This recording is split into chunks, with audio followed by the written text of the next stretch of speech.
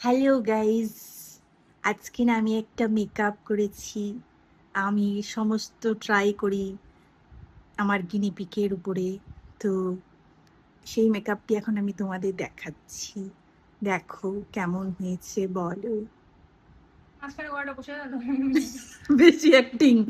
আচ্ছা চলো দেখো কেমন হয়েছে। অ্যাকচুয়ালি তো আমি এইভাবেই কথা বলি,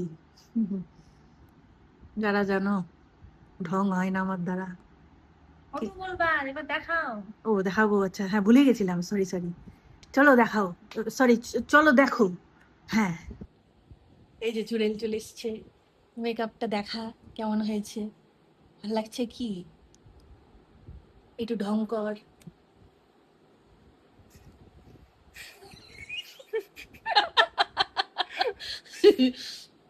একটু ঢং কর। ওই মিঠুন, ও মিঠুন দা, ও নাচুন না, এদিক মুখ ঘোরা, এদিক। কি মেকআপটা কেমন লাগছে, ভালো লাগছে কি? একদম না। ব্যাড রিভিউ দিতে হয় যাতে লোকে ভালো করে দেখে। ইস, অসম্ভব সুন্দর হয়েছে।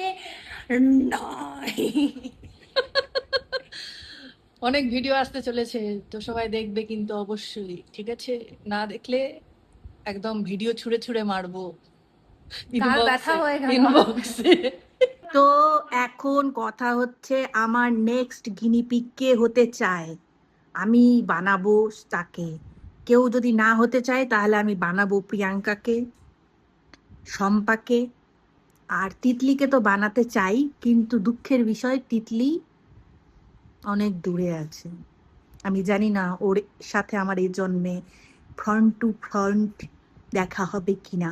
কি তিতলি, হবে কি? তারপর তোমাকে আমি সাজাবো।